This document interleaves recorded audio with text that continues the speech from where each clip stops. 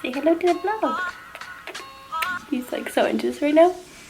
Maybe this will be the thumbnail. I'm sweating already. Why am I sweating right now? Hi guys, welcome back to the channel. So for today's video, I really wanted to film something that has been super requested since I filmed the My Fitness Journey video. If you haven't seen it yet, I will have it linked down below. It reached an incredible amount of people, and a really popular request that I've been getting is to film a video that is 10 tips that I have for beginners, for people who want to start a healthy lifestyle, any advice that I have, a way that you can get started that's not very expensive, that's not very hard to do, which I think fitness can be there's so much information out there. I want to give you guys my advice, things that I did when I first got started, things that worked for me, things that didn't work for me, ways to approach fitness in a healthy, sustainable way, and try and avoid some of the issues that I had in the past. I do have things written out on my phone because I wanted this to be an informational video as well as advice video, so I do have a few notes on here just to make sure that my thoughts are flowing properly, because I tend to like go off on tangents, which is what I'm doing right now. So anyway, tip number 1 is find a good workout program that fits into your daily schedule. In the My Fitness Journey video, I mentioned 2 websites, which was bodybuilding.com and simplyshredded.com. I unfortunately didn't link it back then. I have it linked in there now, and I will also have both of those websites linked down below. When I first got into fitness, those 2 websites were so helpful for me to get free and very good information. They have so many free programs on there, especially simplyshredded.com. I made sure to check to see if they were still free, and they are. So all you have to do is literally just click the link in the description bar. You go on the interviews portion of it, and then you scroll down, you go to women's, and on the women's page, you're going to find tons and tons of articles. And all of these articles have a bunch of free programs on there, things that people use themselves. For example, Nikki Blackketter has her own article. All the exercises written out, the reps, the sets, the days, everything is planned out for you. So if you're a beginner and you don't know where to start and you want to get into weightlifting, just pick one that you feel comfortable with, that fits into your schedule, that isn't too long, too short, and once again, that you feel comfortable doing in the gym, and start with that. This video is not like sponsored in any way. I don't work with Simply Shredded or bodybuilding.com, but I just remember when I was a beginner, those 2 websites were so helpful, and I just feel like I wanted to talk about it because I did talk about it in that other video and so many people are wondering. So those are the websites that I used. On bodybuilding.com, you can find tons and tons of exercises. They'll show you exactly how to do them. There's videos, there's pictures. So those are 2 really great resources that are free and out there for you guys to use. There's tons of other articles and YouTube videos and stuff that you can find. You just have to put the time into it to read it, to watch it, to understand it, but it is out there for you guys. If you don't want to lift, if you are a runner, or if you would rather play a sport, I think it's always best to go with something that you enjoy. The most important thing about fitness is you want to make this a long-term sustainable lifestyle. So let's say you go to the gym and you start weightlifting and you absolutely hate it. Don't feel like that's the only way for you to reach your goals, because that's what you see online. That's what a lot of people are doing at the moment. Always pick a form of exercise that you really enjoy doing, that doesn't feel like a chore. And sometimes exercise will feel like a chore. It's not like I love working out 24/7. I honestly don't. But for the most part, I really enjoy going to the gym. It makes me feel good. It's like my me time. So find something like that for you, whether that's swimming or running, like long distance running or sprinting. Figure out your favorite way to get moving and get your heart rate up, and then stick to that. Now tip number 2, and I know it's going to sound so simple, but it's really just feed your body healthy food. Like I said earlier, there's so many diets out there, and I know it can get so confusing, but at the end of the day, if you eat healthy, your body's going to function properly. Healthy food is filled with micronutrients, with fiber, which is so important for proper digestion, and it is typically higher in volume, so it will keep you fuller for longer, which is important, especially if you're trying to lose weight and you want to be in a caloric deficit. You don't want to feel like you're starving all the time. Now, tip number 3, and I feel like this one can get really overlooked a lot of the time, but it is set achievable goals for yourself, celebrate your victories, and move past failure. Your fitness journey is not going to be perfect. There will be days where you feel like you did not reach your goals. There will be days where you feel like maybe you failed, but the most important thing is to not giving into that and quitting, because if you quit, it becomes so much harder to start over. I remember, like, before I got into fitness, the amount of times that I started something and then let's say I didn't see progress in the first couple of weeks, I would just give up, and it was so discouraging, and it was so difficult for me to get back from that because I felt ashamed of myself. I didn't feel like I had the willpower to reach all these goals that I had, and they seemed so far away, even though at the end of the day all I had to do was just stick to this and move past the little days that might have not been perfect. But you guys, we are not perfect. We're not meant to be perfect, and it's okay to mess up every once in a while. Just as long as you realize that every single day you wake up, you get a fresh start, and you can continue on with what you were doing before. You can forget about the failure. It doesn't matter. So forgive yourself, celebrate small victories, and set achievable goals. Now, number 4, if you guys did watch the My Fitness Journey video, then you know that I had struggled with binge eating, and I feel like what I'm going to talk about right now kind of led me into binge eating. So I want to talk about it because I don't want anyone to go down that road. Get rid of the idea that if you eat something unhealthy, that it all of a sudden cancels out all of your hard work. Eating a piece of cake or eating a cookie doesn't all of a sudden ruin all the progress that you put into the gym or all the healthy food that you ate previously.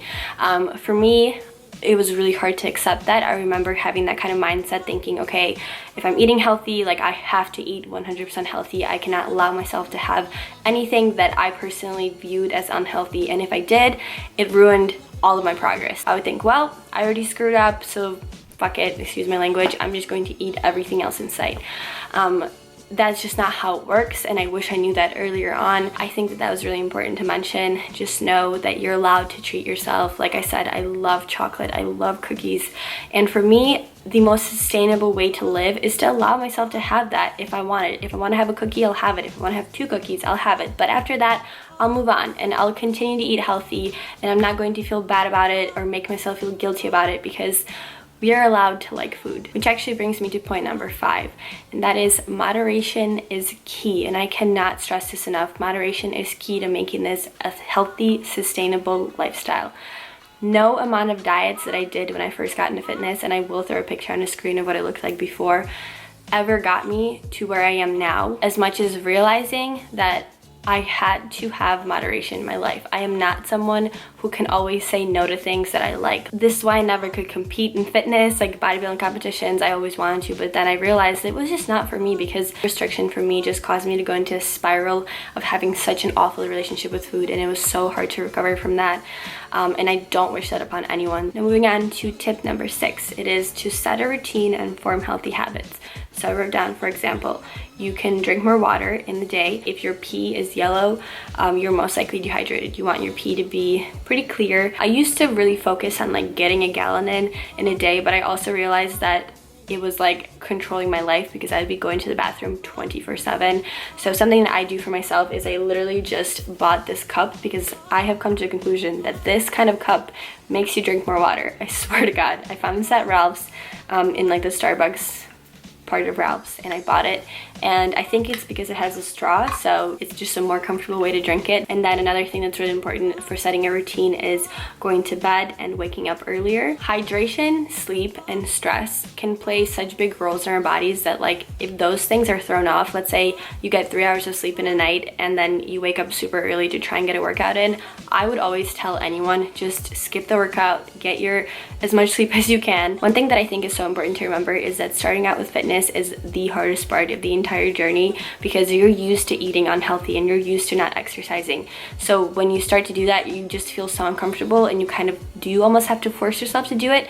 But once you get into the routine of things, it becomes so much easier, and I promise you guys, your body will crave healthy food. Like 85% of my diet, if you guys have watched my 2 Mondays and my other full days of eatings, is healthy. It's food that I enjoy eating. It's food that makes me feel good, and it is the food that I crave. Number 7, and this one's so important, and I know I keep saying this about each and every tip, but seriously, you guys, getting a good mobility and stretching routine is essential. You don't ever just start off sprinting right away. You don't ever just start off lifting as heavy as you can. That's not good for your body. Mobility is so important. You can find so many different mobility routines on YouTube. I have a few on my channel. They're kind of old, so I will definitely do an updated one soon. But there's things that I do to warm up before I jump into weightlifting to make sure that I prevent injury, and that is definitely something that you don't want. So I figured I would throw this in here because I didn't warm up when I first got into fitness. I was just like walk into the gym, jump on the treadmill, and just started sprinting. I was really lucky that I didn't have any kind of injury. Now, tip number 8, and hear me out, add enjoyable cardio into your workout routine. I personally prefer HIIT, and this has actually changed very recently. Up until I want to say like mid 2017, I hated HIIT. It was like I just dreaded it. I really preferred steady state cardio, but I've just noticed that with my body, I see the most results when I implement HIIT into my routine. I do it about 3 to 4 times a week for 10 to 15 minutes. HIIT does not have to be long. It actually shouldn't be long because you shouldn't be able to do it for a long time. It's high intensity interval training. So I'm gonna give you guys an example of what I do. My favorite 2 ways to do it is on a treadmill or on a Stairmaster. I'll usually warm up around 10 minutes.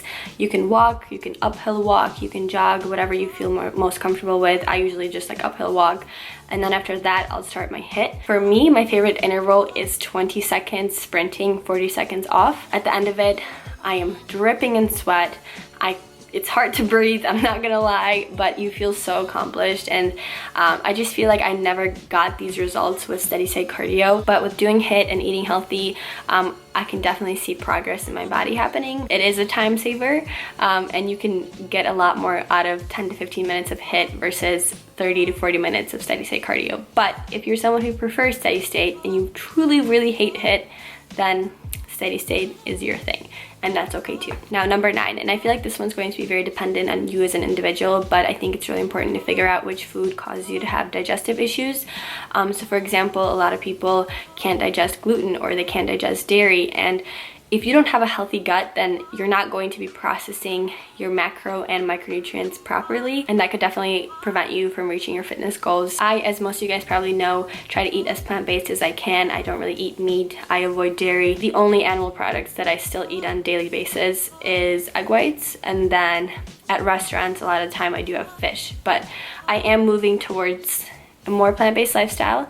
Now that's just what works for me, and I do that for ethical reasons, and I feel like my digestive system does run a little bit better since I've cut out meat and have basically cut out dairy. So you have to figure out what works for you. I don't ever want to preach anything on my channel. I think that this is a decision that you have to make on your own, and for your own reasons, but I do think that it's important to figure out what foods cause you to have issues and try and avoid those, because a healthy gut is very, very, very important.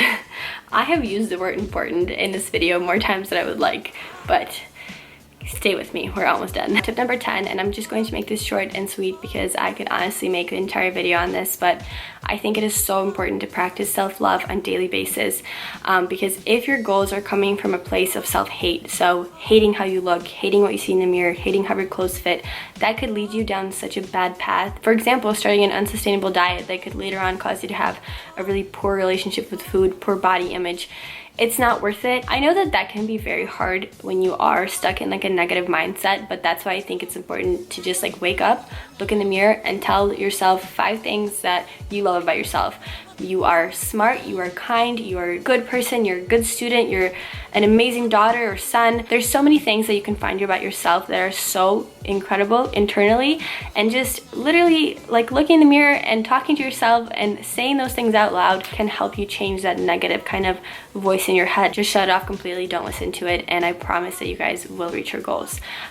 If you have any questions, comment below. I always respond to comments, especially in the first few hours of the video. I really hope that you guys enjoyed it. I am mind blown that we are nearly 100,000 subscribers. I can't believe it. I'm so grateful. It means so much to me, and I don't think I could ever put it into words. I love you guys. Thank you for supporting me. Thank you for subscribing, for being part of this family. Thumbs up if you enjoyed this video, and I'll see you all in the next one.